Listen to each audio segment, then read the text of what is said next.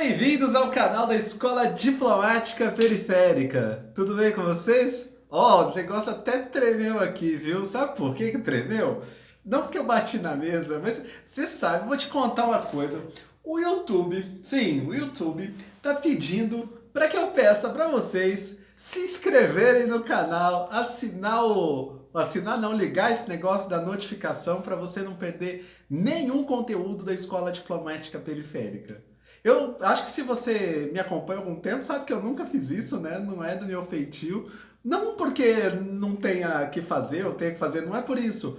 É porque a gente está focado no conteúdo, a gente está focado em aprovar você no concurso de admissão à carreira de diplomata.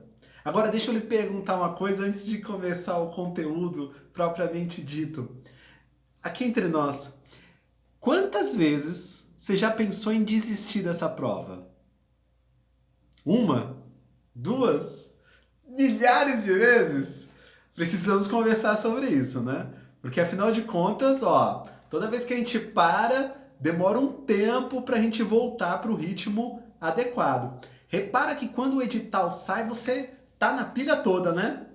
Pois é, o ideal é manter essa pilha antes do edital também, tá bom? Esse negócio de estudar quando o edital sai só é bastante amador e é pouco provável que você seja aprovado dessa forma, tudo bem?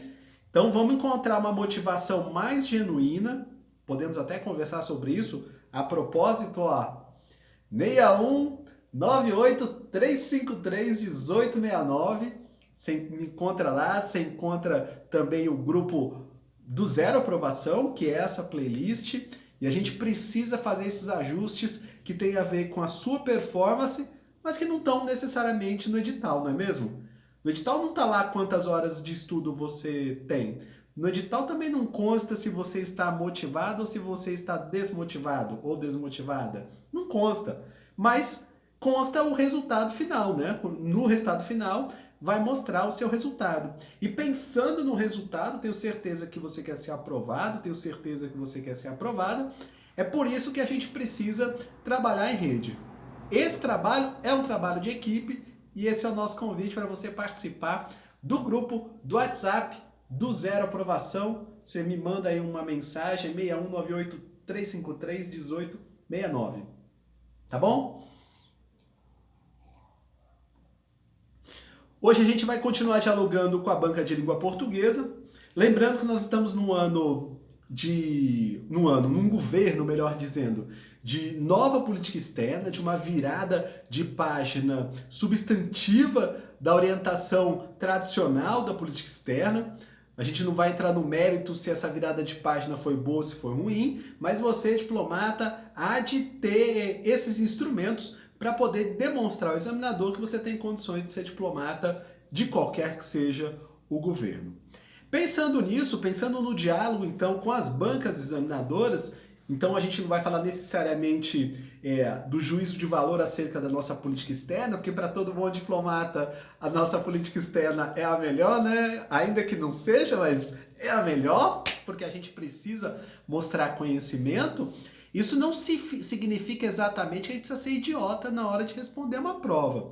Você precisa desenvolver um espírito crítico para demonstrar ao examinador que você tem conhecimento em relação a não só a missão, mas a missão do diplomata, mas também em relação à política externa brasileira. Pensando nisso, eu estou trazendo uma série de autores e uma série de visões da política externa brasileira para a prova de língua portuguesa mesmo, né?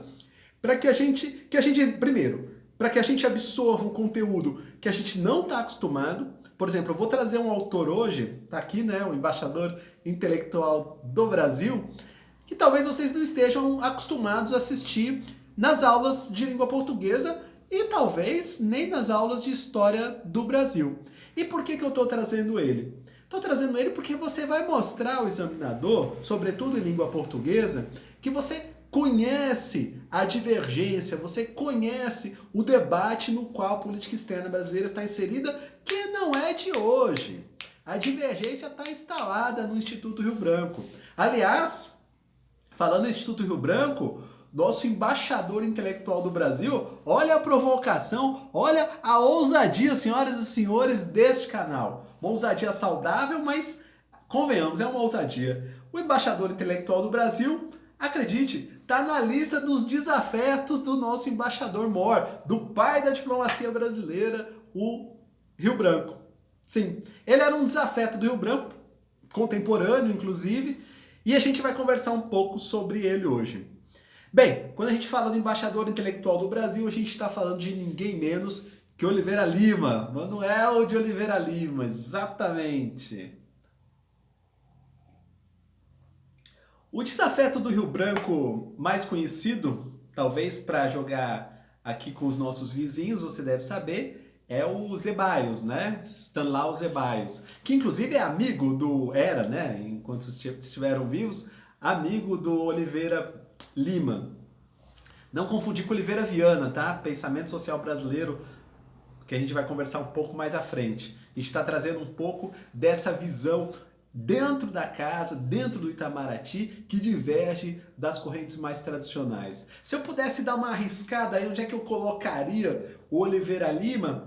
Acho que eu colocaria ele, claro, em oposição ao Rio Branco, porque realmente eles divergiam em pontos centrais. Basta você pegar, por exemplo, as opiniões sobre a Conferência Pan-Americana de 1906, um debate que ficou bastante conhecido, onde o próprio Oliveira Lima não tinha uma visão um pouco diferente da relação com os Estados Unidos, para ser um pouco mais objetivo e grosso modo, né? E essa posição divergia não apenas do Rio Branco, como divergia também no outro polo, olha só, do Joaquim Nabuco. Então eu colocaria talvez o Oliveira Lima aí numa terceira via ou num caminho do meio, né? De um lado o Rio Branco e de outro lado o Nabuco. De fato, o Oliveira Lima não era exatamente um americanista, né? Para ser bem diplomático. Ele era, se você quiser definir ele numa posição teórica, assim, primeiro que ele não era do direito, já começava por aí. Ele era um historiador, um intelectual, um estudioso. Digamos que ele era um pacifista. Ele reconhecidamente é o promotor, olha só, ele é o promotor da diplomacia cultural no Brasil. Isso é uma coisa bem bacana. Mas em termos de tese, ele era um pacifista. Ele era uma voz dissonante, por exemplo, quando o Brasil decidiu pela entrada na Primeira Guerra Mundial.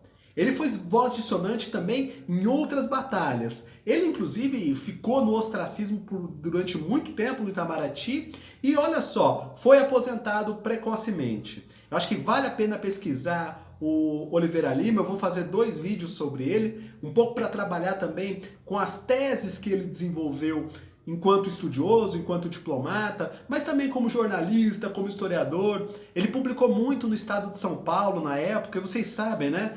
No começo do século XX, a opinião pública se dava por meio dos jornais, né? Então, ele tinha um peso fora do Itamaraty. Ele começa a carreira no Rio Branco, no Itamaraty, um pouco ali no início da monarquia, já era um pouco republicano e defensor, digamos, das minorias, ou pelo menos da divergência, uma divergência saudável. Mesmo antes, né, ele já era republicano mesmo antes da passagem para o regime republicano, diferente do Rio Branco, e talvez aí mais uma divergência. Mas o fato é que nós temos um grande estudioso e que divergia dentro da casa e para fora da casa. Isso lhe custou certamente o ostracismo. Mas o que você vai dizer na prova é que era um diplomata pacifista, que defendeu, por exemplo, a neutralidade do Brasil na Primeira Guerra Mundial. Foi injustamente acusado de germanófilo. Aí está o ponto da crítica da época. E de fato não há, pelo menos nas fontes primárias que eu pesquisei, não há nenhuma menção em defesa da Alemanha. Mesmo no caso dos navios do Panamá, veja só, né? Se você já estudou a história do Brasil ali, as causas que levaram o Brasil à Primeira Guerra Mundial, você vai lembrar da situação dos navios do Panamá. Mesmo ali o ataque alemão, segundo Oliveira Lima, e aí seria interessante você puxar uma nota de rodapé na história do Brasil, A posição que argumentava Oliveira Lima era de que o ataque alemão não foi um ataque necessariamente aos interesses do Brasil. Aliás, a Grande Guerra, ela não era exatamente uma guerra mundial, né? Era uma grande guerra, mas não era uma guerra mundial e extrapolava em muitos interesses do Brasil. Era uma guerra eminentemente europeia. Não cabia ao Brasil, na visão do Oliveira Lima, fazer uma intervenção que não atendia aos nossos interesses. Mas essa não era a posição do Rui Barbosa, por exemplo, que defendia a entrada do Brasil na Primeira Guerra. Enfim, temos um Oliveira Lima polêmico, controverso, que ficou no ostracismo, mas que se você usar na prova com aquela parcimônia, você vai para a nota máxima, beleza? Vou fazer o vídeo segundo para discutir as teses do Oliveira Lima. Grande abraço e até o próximo vídeo.